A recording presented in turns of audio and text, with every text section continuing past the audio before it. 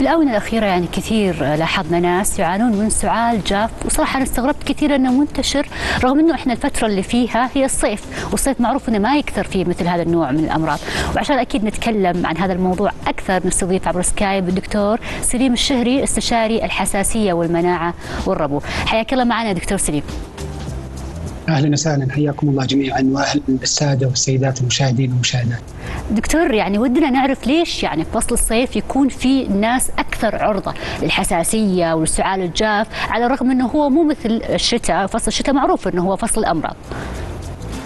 فعلا حقيقة ترتبط مشكلة السعال الجاف ارتباطا وثيقا بالصيف ومرحلة الصيف، والذي غالبا يكون هذا السعال مصحوبا بسيلان الأنف، العطاس المتكرر، شعور بالإرهاق والإعياء الشديد والصداع الشديد والقوي.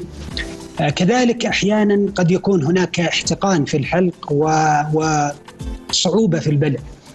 من المهم جدا التركيز على أن التعرض المستمر للهواء الملوث خلال فترة الصيف، خصوصا في بعض المناطق الحارة والمناطق الصحراوية، من أهم العوامل المؤدية إلى تكرار السعال الجاف.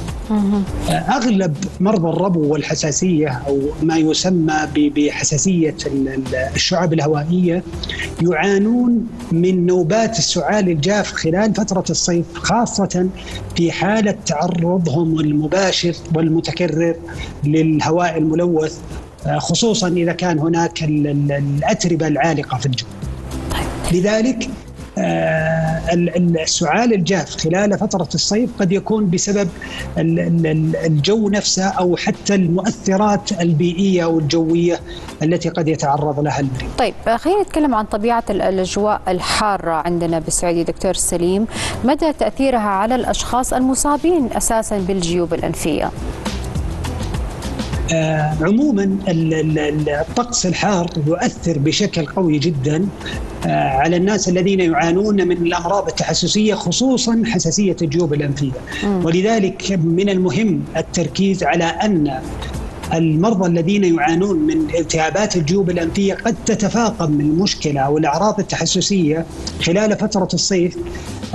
لذا من المهم جدا الإكثار من السوائل وشرب الماء خلال فترة الصيف، وترطيب الأنف عن طريق البخاخ الملحي أو عن طريق المرطبات المعروفة والآمنة، وذلك لتعرض المرضى الذين يعانون من حساسية الجيوب الأنفية للعدوى الفيروسية أو البكتيرية أو حتى الفطرية، خصوصا في بعض المناطق الحارة والرطبة بسبب العفن الجوي الموجود في الغلاف الجوي. نعم. طيب دكتور خلينا نتكلم عن المدخنين والفرق بينهم ما بين الغير مدخنين، هل هم أكثر عرضة لمثل هذه الحساسية؟ صحيح، دائما هناك عوامل كثيرة قد تساعد في حدة الأعراض التحسسية أو الأعراض التي قد تنتشر خلال فترة الصيف عند مرضى الحساسية. واحد من أهم العوامل هو التدخين، وكذلك التعرض للهواء الملوث، سواء كان هذا الهواء بسبب التدخين أو بسبب الغبار أو بسبب الأتربة العالقة في الجو. لذلك نحن نعامل التدخين وبيئة التدخين مثل البيئة الملوثة هوائيا بالغبار أو بالأتربة العالقة في الجو. نشوف دكتور كثير أمهات أول ما يتعب طفلها تبدأ تعطيه من الخلطات الشعبية مثل موية حارة، مثل الليمون، مثل العسل وغيرها من هذه الخلطات.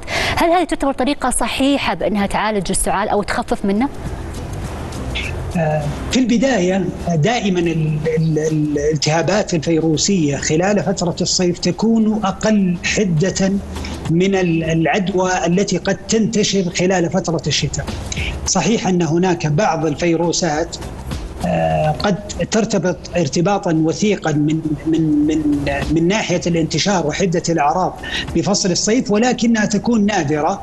لذلك من المهم جدا التنويه على أن هذه الالتهابات الفيروسية قد تكون حدتها أقل لذلك من المهم جدا تجنب بعض الخلطات الغير موثوقة.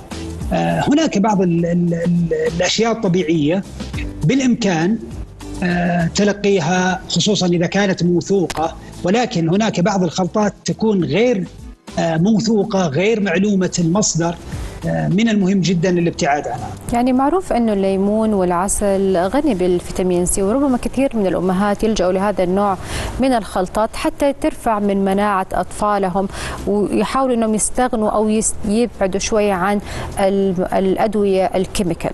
لكن هي الفكرة الأساسية عفوا منك دكتور، لما تقوم الأم بهذا النوع من الوقاية حتى تحمي ابنها من المضاعفات بسبب تلوث الهواء والأجواء الحارة والأتربة وكمان أنواع الفيروسات المختلفة. الفكرة لو تم إهمال هذا الجانب اللي هو جانب تقوية المناعة، إيش هي المضاعفات المحتملة على الأطفال؟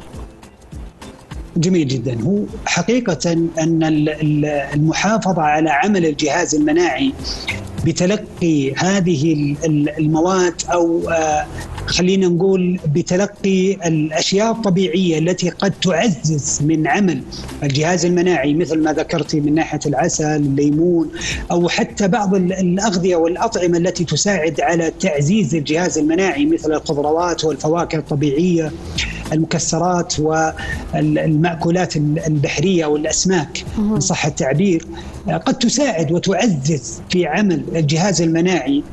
ولكن في المقابل خلال فترة الصيف من المهم جدا التنويه أن الإكثار من شرب الماء ومختلف السوائل خصوصا خلال فترة النهار لتفادي الجفاف عموما، سواء جفاف الجسم، جفاف الحلق، وبالتالي منع تفاقم السعال الجاف والذي قد يصبح أكثر حدة مع جفاف الحلق والحنجرة.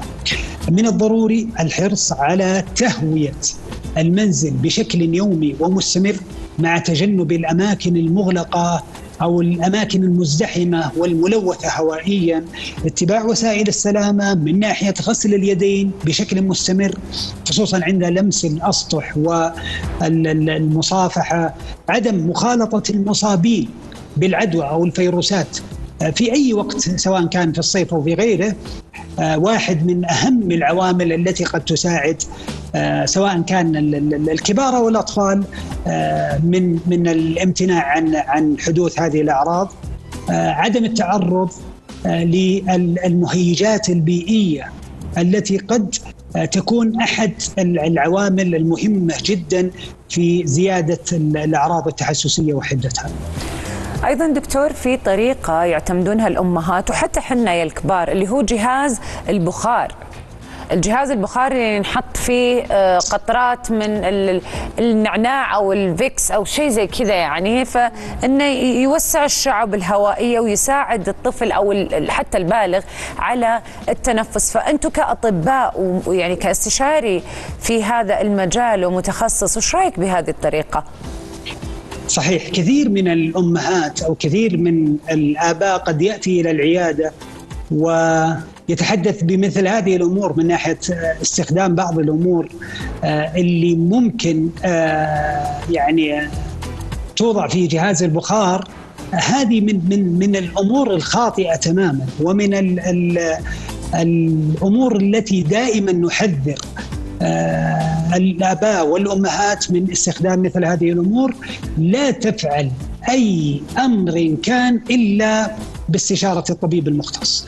دائما أحيانا حرصنا الزائد والدائم على أطفالنا قد يعرضهم عند استخدام بعض الأمور أو عند فعل بعض الأمور الغير موثوقة إلى الخطر أكثر، وقد يفاقم حدة الأعراض ونشاط هذه الأعراض. والله دكتور أنت كذا الحين قلبت الموازين على قولتهم.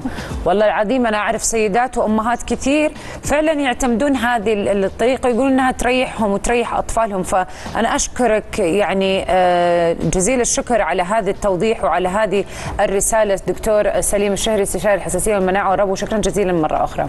مشاهدينا فاصل قصير ونرجع.